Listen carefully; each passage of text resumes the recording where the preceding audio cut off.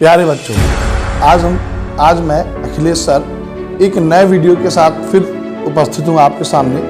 आज high school का एक बहुत इम्पोर्टेंट और इंटरेस्टिंग वीडियो है।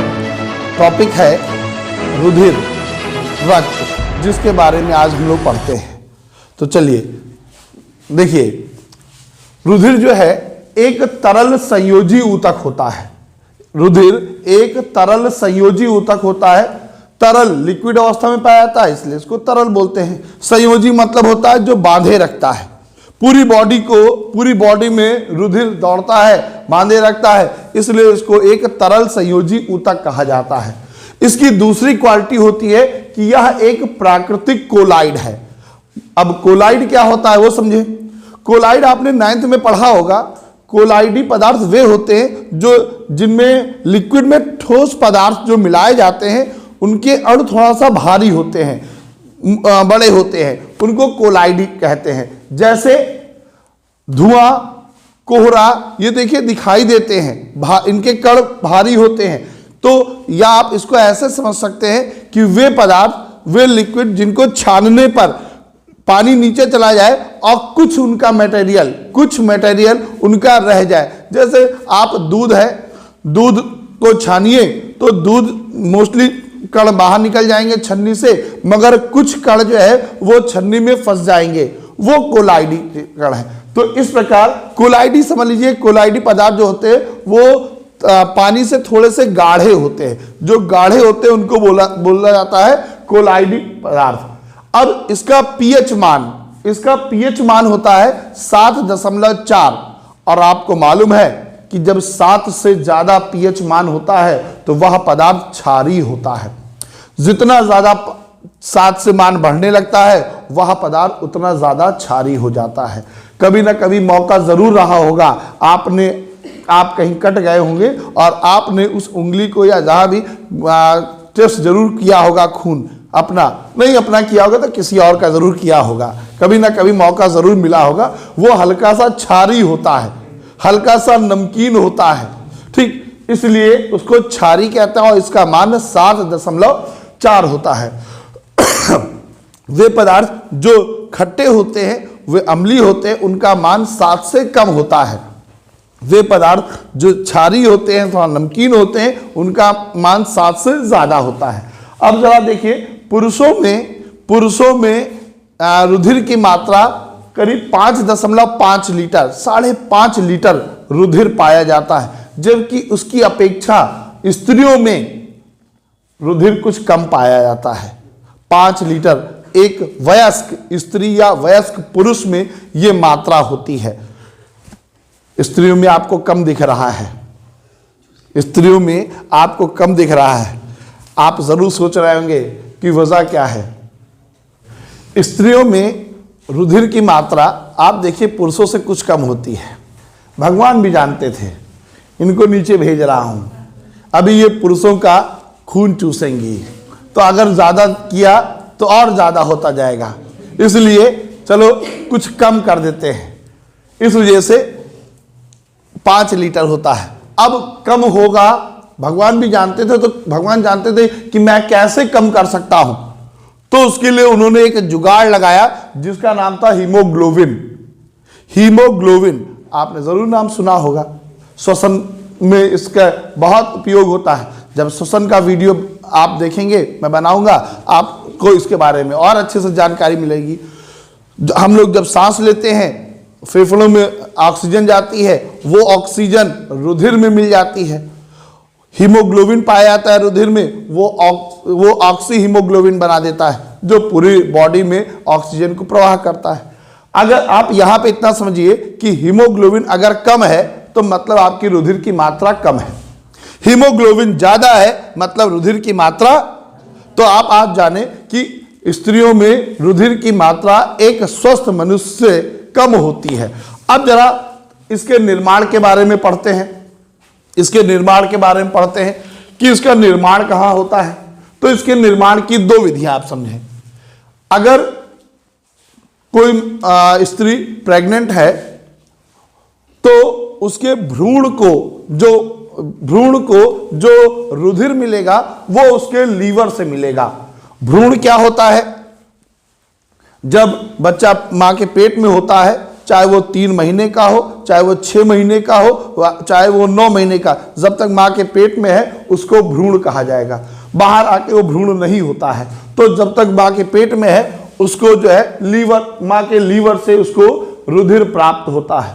और वयस्क पुरुषों में अस्थि मज्जा, ये क्या होती है? आपकी जो जांघ की या मोटी हड्डियां हैं उनमें देखिएगा बीच में सुराख होता है। वे लोग बहुत अच्छे से जानते होंगे जो नॉनवेज खाते हैं, है ना कभी हड्डी जरूर चूसी होगी, खाई होगी, तो उसमें देखा होगा कि एक सुराख होता है जिसमें अस्थि मज्जा पाई जाती है। यही अस्थि मज्जा रुधिर निर्माण का कार्य करती है, रुधिर निर्माण का कार्य करती है। ठीक, तो आप समझ में आया कि आपका रुधिर कहां बनता है। अब जरा एक चीज समझें, रुधिर में एक चिपचिपा व्हाइट कलर सा पदार्थ पाया जाता है जिसको कोलेस्ट्रॉल कहते हैं। अक्सर आपने उसका नाम सुना होगा, खासकर उन लोगों के मुंह से जरूर जो बहुत फैटी होते हैं, जो पूड़ी पराठे फास्ट फूड का इस्तेमाल ज़्यादा करते हैं, वो ज़्यादा फैटी हो जाते हैं। ये कोलेस्ट्रॉल 2 तरीके का होता है, गुड कोलेस्ट्रॉल, बैड कोलेस्ट्रॉल। इसके बारे में आपको अगले वीडियो में कभी मैं आगे डिटेल से बताऊंगा। तो जब रुधिर में जो चिपचिपा पदार्थ पाया जाता है वो कोलेस्ट्रॉल होता है। हार्ट अटैक की एक सबसे मुख्य वजह ये बैड कोलेस्ट्रॉल भी होता है।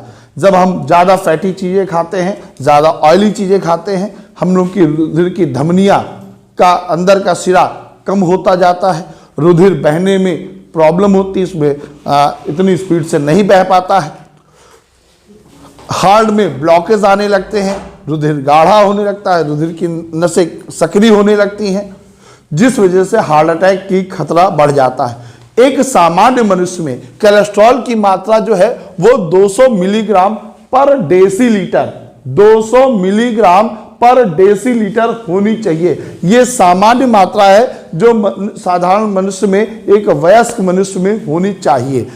अब जरा हीमोग्लोबिन के बारे में पढ़ते हैं, जिसके मैंने बताया था हीमोग्लोबिन कम है मतलब कि रुधिर कम है, हीमोग्लोबिन ज्यादा है मतलब रुधिर ज्यादा है।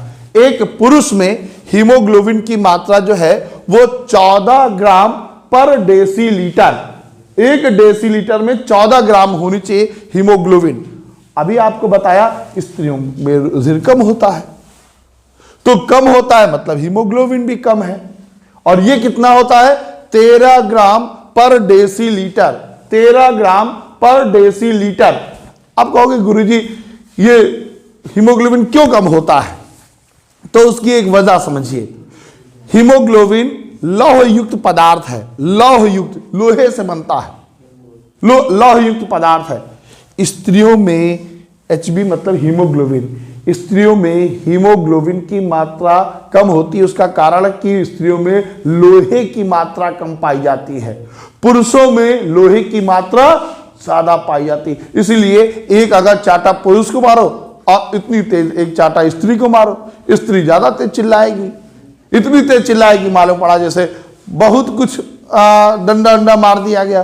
पुरुष बेचारा झाड़ ओढ़ के बैठ जाता है ना, उसको दर्द नहीं होता इतना, और होता भी तो बेचारा चिल्ला नहीं पाता, तो और स्त्रियां चिल्ला भी लेती हैं।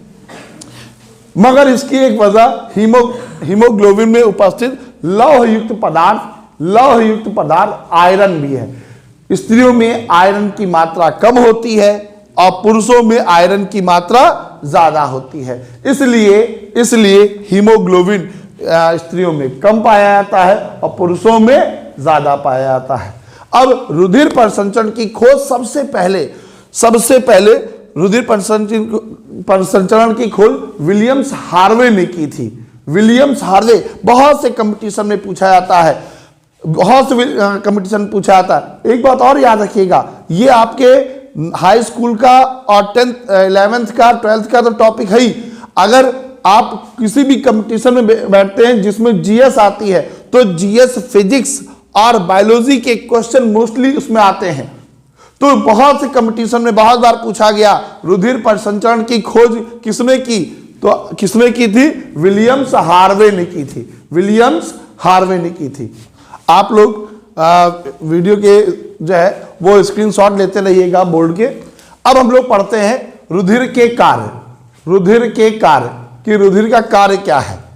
तो पहला रुधिर का कार्य है ताप नियंत्रण। आपकी बॉडी का ताप 37 डिग्री सेल्सियस बनाए रखने के लिए रुधिर सबसे अहम भूमिका निभाता है। कुछ बच्चों को देखिएगा जो गर्मियों में बहुत ज्यादा गर्मी लगती है और सर्दियों में बहुत ज्यादा सर्दी। वैसे तो गर्मियों में सबको गर्मी लगती है, सर्दियों में सबको सर्दी लगती है, मगर कुछ लोग बहुत ज्यादा ऐसा होता है। आप तुरंत चेक कराइएगा आपका हीमोग्लोबिन कम तो नहीं है। हीमोग्लोबिन कम है मतलब रुधिर कम है, तो ऐसा हो सकता है कि आपको बहुत ज़्यादा गर्मी या बहुत ज़्यादा सर्दी लगती हो। तो रुधिर का टेम्परेचर बनाए रखता है। दूसरा, पोषक पदार्थ का परिवहन। आप जो भी चीज़ें खाते हैं, खाना खाते हैं, पोषक पदार्थ खा रहे हैं, कार्बोहाइड्रेट हो, विटामिन हो, मिनरल्स हो, जब ये पेट में पहुंचता है तो वहाँ आंतों का द्वारा इसका स्वांगीकरण होता है और फिर ये रुधिर में पहुंचता है। रुधिर पूरे शरीर में उन पोषक तत्वों को पहुंचाने का कार्य करता है। आप दवा खाते हैं, दवा जब पेट में जाती है वो फिर इसका स्वांगीकरण करती हैं, फिर उस दवा को उस बॉडी के उस हार्मोन्स तक, उस अंग तक पहुंचाया जाता है जिसके लिए आपने दवा खाई थी, चाहे वो पेन किलर हो या जिस चीज की भी दवा हो। अगला, गैसों का परिवहन। अभी मैंने वीडियो के शुरुआत में बताया कि जब हम लोग सांस लेते हैं, सांस ऑक्सीजन हमारे फेफड़ों में जाती है, वो ऑक्सीजन हीमोग्लोबिन से क्रिया करके ऑक्सी हीमोग्लोबिन बनाती है जो पूरी बॉडी में पहुंचती है। फिर जो है वहां से कार्बन डाइऑक्साइड फिर रुधिर में मिलकर हमारे फेफड़ों में पहुंचती है। तो जो ऑक्सीजन का जाना या कार्बन डाइऑक्साइड का आना जो होता है वो आपके रुधिर द्वारा होता है। इसलिए जो रुधिर है वो गैसों का भी परिवहन करता है। इसमें कार्बन डाइऑक्साइड और ऑक्सीजन दोनों की बात की जा रही है। अगला, उत्सर्जी पदार्थों का परिवहन। अभी आपको बताऊंगा रुधिर, ये वीडियो रुधिर जो है 2 टॉपिक में होगा, ये तो बहुत बड़ा वीडियो हो जाएगा। फर्स्ट पार्ट में मैं आपको रुधिर, उसके कार्य और रुधिर कणिकाओं के बारे में बताऊंगा। अगले नेक्स्ट वीडियो में आपको बताऊंगा कि जो ब्लड ग्रुप क्या होता है, ए वाले को बी वाला क्यों नहीं दे सकता, बी वाले को ए वाला क्यों नहीं दे सकता, ऐसा क्या होता है वो नेक्स्ट वीडियो में आप जानेंगे। तो हम लोग जो भी रुधिर कणिकाएं होती हैं, एक सभी की उनकी एक जीवन काल होता है, वो मर जाती हैं। और भी जो तत्व होते हैं जो आपने खाए आपके लिए हानिकारक हैं, चाहे अमोनिया हो या वो सभी जो है आपके बॉडी में किडनी के पास पहुंचते हैं और किडनी उसको ब्लड को छानती है। किडनी जो है एक नेचुरल छन्नी है। जैसे आप चाय छानने का काम करते हैं कि चाय अलग रहती है, चाय की पत्ती अलग हो जाती है, उसी तरीके से किडनी जो है छानती है और उस जो छने हुए पदार्थ को आप टॉयलेट द्वारा बाहर निकाल देते हैं। तो इस प्रकार जो रुधिर है वो 4 मुख्य कार्य करता है। पहला, ताप नियंत्रण, दूसरा, पोषक पदार्थ का परिवहन, तीसरा, गैसों का परिवहन और चौथा, उत्सर्जी पदार्थों का परिवहन। अब हम लोग पढ़ेंगे, आप स्क्रीनशॉट ले लीजिएगा। अब हम लोग पढ़ेंगे कि रुधिर जो है वो किस चीज से बना है। अब हम समझते हैं कि रुधिर बनता कैसे है, रुधिर में क्या क्या चीजें होती हैं। तो देखिए, रुधिर में मुख्यतः 2 चीजें होती हैं, प्लाज्मा और रुधिराणु। प्लाज्मा 60% ब्लड का पार्ट होता है और रुधिराणु 40% पार्ट होता है। अब प्लाज्मा और रुधिराणु को समझते हैं। आप शरबत बना रहे हैं, आपने एक ग्लास में चीनी घोली, जो पानी था, लिक्विड था, वो प्लाज्मा समझिए, वो प्लाज्मा। और चीनी के कण उसी पानी में घुले हैं, कहीं बाहर तो नहीं गए, वो दिखते नहीं है मगर उसी में घुले हैं। ठीक, क्योंकि वाइट चीनी भी वाइट होती है इसलिए आपको नजर नहीं आते, अगर वो किसी और कलर के हो तो आपको वो नजर आए। तो रुधिराणु 40% होता है। ठीक, प्लाज्मा हल्का सा पीला कलर का होता है। रुधिराणु 3 प्रकार के होते हैं, ब्लड में 3 प्रकार की जो है रुधिराणु पाए जाते हैं, आरबीसी, डब्ल्यूबीसी और रुधिर प्लेटलेट्स। अब जरा इनके बारे में समझते हैं। जो आरबीसी है इसको साइंटिफिक नेम है एरिथ्रोसाइट, एरिथ्रोसाइट। ठीक, इनकी मात्रा 1 घन मिलीमीटर में, 1 घन मिलीमीटर रुधिर में लगभग 50 लाख होती है, लगभग 50 लाख, जिसका जीवन काल 120 दिन है, मैक्सिमम 120 दिन।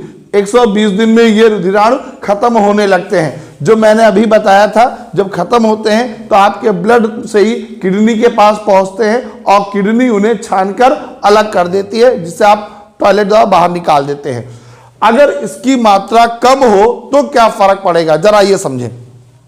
अगर इसकी मात्रा कम होगी तो नंबर 1, आपकी बॉडी का ग्लो नहीं करेगी, आपको तरह तरह की क्रीम, कॉस्मेटिक चीजें इस्तेमाल करनी पड़ेगी। नेचुरल कॉस्मेटिक होता है, खूब चुकंदर गाजर खाओ, खूब चुकंदर गाजर खाओ और शरीर को ग्लो करो। ठीक, कोई भी क्रीम की जरूरत नहीं पड़ेगी। अगर रुधिर की मात्रा कम है, एक तो हल्का पीलापन शरीर में छलकेगा, दूसरा आपका किसी चीज में मन नहीं लगेगा, कुछ भी पढ़ने का, टीवी देखने का, किसी भी चीज में मन आपका नहीं लगेगा, आप कुछ करें तो आरबीसी समझे।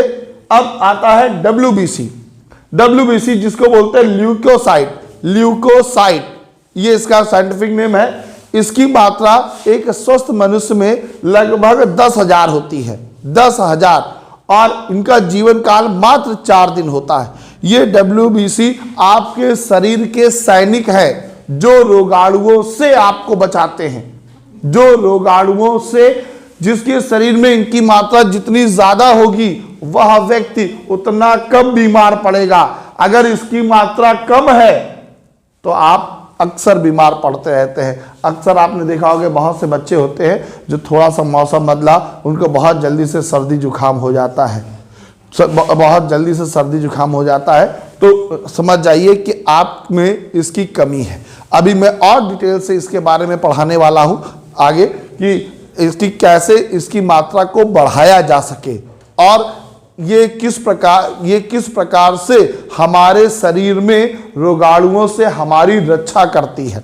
अब तीसरा पढ़ते हैं रुधिर प्लेटलेट्स। अभी कुछ समय से, जब से आपने डेंगू नामक बीमारी सुनी तब से इसका नाम जरूर सुना होगा।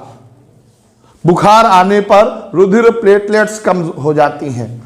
एक सामान्य मनुष्य में रुधिर प्लेटलेट्स की मात्रा जो होती है वो 2 लाख होती है और इनका जीवन काल 7 दिन होता है, 7 दिन होता है।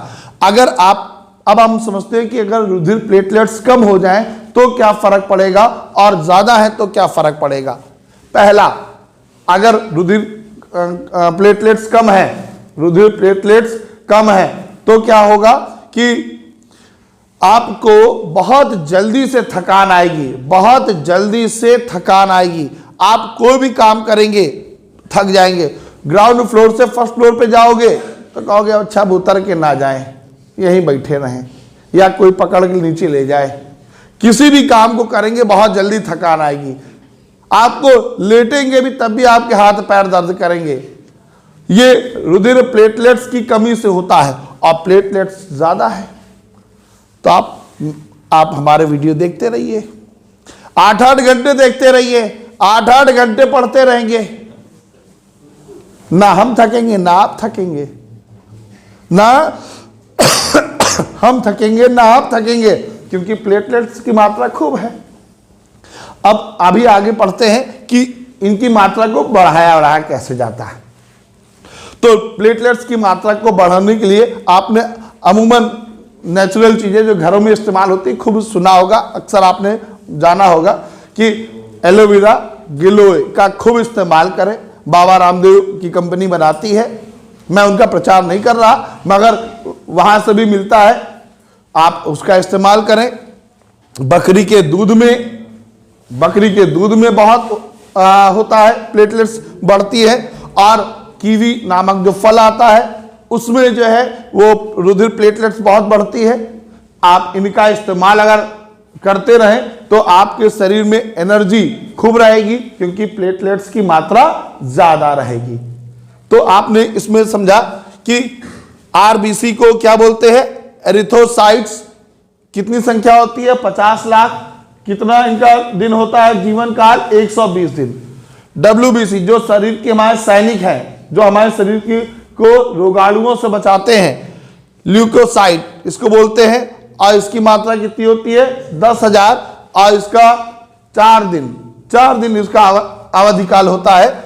और प्लेटलेट्स जिसको बोलते हैं थ्रोम्बोसाइट्स, इनकी संख्या लगभग 2 लाख होती है, और इनका जीवन काल जो होता है वो 7 दिन होता है।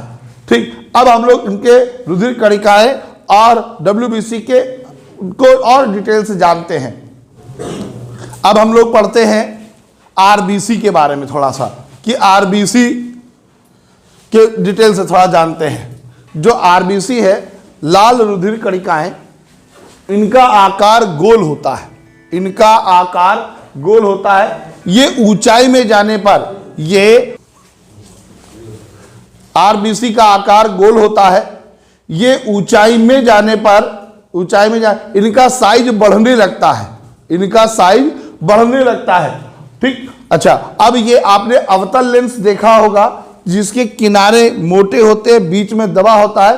ठीक, इनकी संरचना उसी प्रकार होती है। ये किनारों पर फूली होती है और बीच में दबी हुई होती हैं। लाल रुधिर कणिकाएं, इनमें केंद्रक नहीं पाया जाता।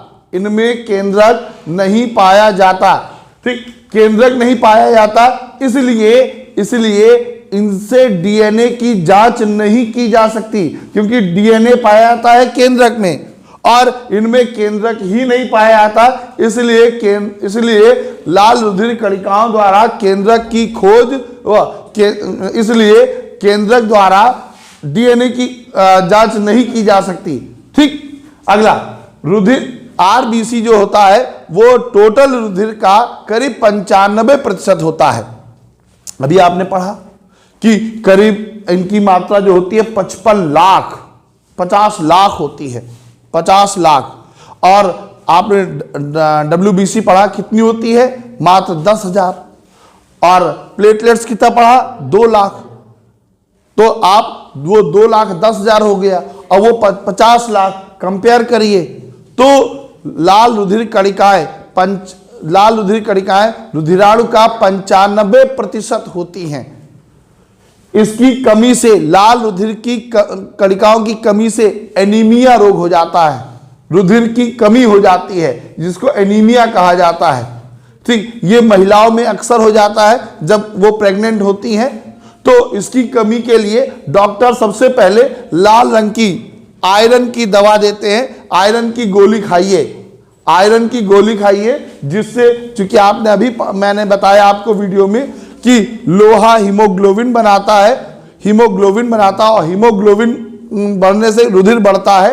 तो आयरन की गोली खाने से रुधिर जो है वो बढ़ेगा और लाल रुधिर कणिकाओं में वृद्धि होगी। आयरन की गोली नहीं खा सकते हैं तो आप ऐसी चीजें खाएं जिसमें आयरन ज्यादा मात्रा होती हो। सब्जी पकाएं तो लोहे की कढ़ाई में पकाएं जिसमें आयरन आपको जल्दी प्राप्त हो। अब जा इसका स्क्रीनशॉट ले लीजिए।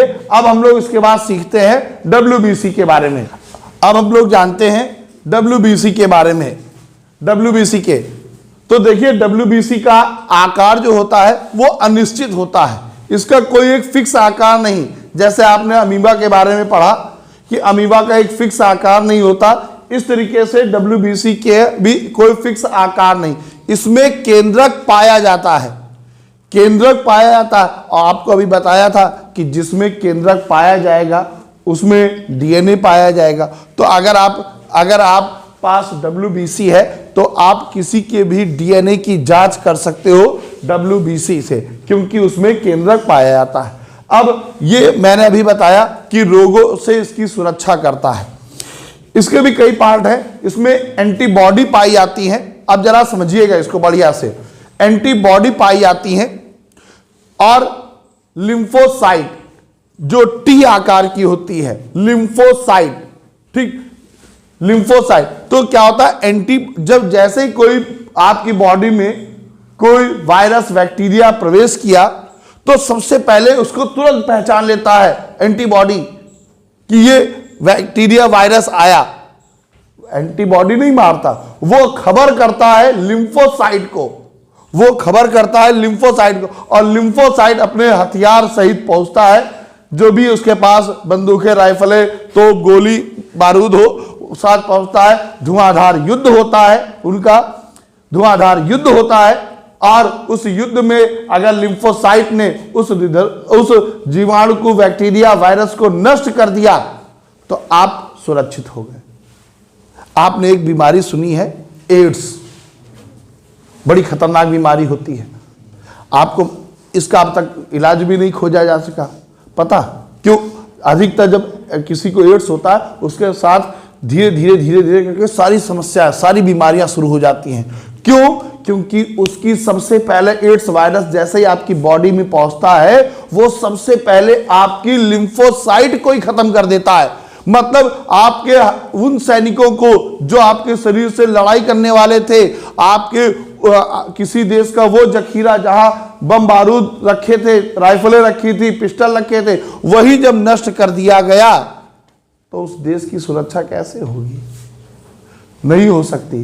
तो सबसे पहले एड्स वायरस बॉडी में घुसने पर ये जो टी साइट की लिम्फोसाइट होती हैं, टी आकार की होती हैं इस तरीके से, इसके लिए इसको टी लिम्फोसाइट भी कहते हैं, सबसे पहले उनको ही खा जाता है, खत्म कर देता है। इसलिए ये बहुत खतरनाक बीमारी है जिसका अभी तक इलाज नहीं खोजा गया। उम्मीद करते हैं आपको WBC समझ में आया होगा, इसके पार्ट। अब हम लोग लास्ट में पढ़ते हैं वीडियो के अंत में रुधिर प्लेटलेट्स के बारे में। फिर नेक्स्ट वीडियो में हम लोग इनके पढ़ेंगे इनको और रुधिर वर्ग के बारे में, और रुधिर वर्ग में कि कौन कौन दाता होता है, कौन ग्राही होता है और क्यों होता है, एकदम डॉक्टरी स्टाइल में, जिस तरीके से डॉक्टर को साधारण ढंग से समझाया जाता है उस तरीके से कुछ समझाया जाएगा। अब हम लोग वीडियो के अंत में देखते हैं रुधिर प्लेटलेट्स के बारे में। आपको याद होगा मैंने बताया था कि जो RBC होता है, लाल रुधिर कणिकाएं होती हैं, वो अवतल लेंस की तरह जो बीच में दबी हुई और किनारों पर फूली हुई होती हैं, उभरी हुई होती हैं, और ये उसका जस्ट अपोजिट होता है। ये उत्तल लेंस की तरह कार्य करता है। उत्तल लेंस आपने देखा होगा बीच में मोटा और किनारों पर पतला होता है। तो ये रुधिर प्लेटलेट्स भी जो है वो बीच में मोटी और किनारों पर पतली होती हैं। इनमें भी केंद्रक नहीं पाया जाता। तो अब बताइए आप लोग, क्या इससे DNA की जांच की जा सकती है? नहीं की जा सकती। क्यों? क्योंकि जब DNA में केंद्रक में ही पाया जाता और इसमें केंद्रक है ही नहीं, तो इससे DNA की जांच नहीं की जा सकती। और ये शक्ति प्रदान करता है, शक्ति। अगर कोई लड़का या लड़की 10 घंटे 8 घंटे लगातार पढ़ लेता हो, आप जरा उसका, अपने दोस्त का जरूर रुधिर प्लेटलेट्स चेक करिएगा ले जाके, पक्का उसके प्लेटलेट्स खूब होंगे। अगर आप पढ़ना तो चाहते हैं मगर 1 घंटे 2 घंटे में बैठ जाते हैं, थक जाते हैं, ताकत नहीं रह गई, तो अपना ब्लड चेक कराओ, प्लेटलेट्स पक्का उसमें कम होंगे। तो ऐसी चीजें खाओ जिससे प्लेटलेट्स बढ़े। मैंने अभी बताया आपको कि उसके लिए एलोवेरा इस्तेमाल करें, और बकरी का दूध इस्तेमाल करें, कीवी इस्तेमाल करें, जिनसे क्या होगा कि प्लेटलेट्स बहुत बढ़ेंगे। ठीक, अब इस वीडियो को यहीं समाप्त करते हैं। नेक्स्ट वीडियो में हम रुधिर के शेष भाग के बारे में पढ़ेंगे। अगर आपको जानकारी अच्छी लग रही हो तो इस चैनल को सब्सक्राइब करें और अपने उन दोस्तों तक पहुंचाएं जिनको इनके ज़रूरत है। ठीक, मिलते हैं नेक्स्ट वीडियो में।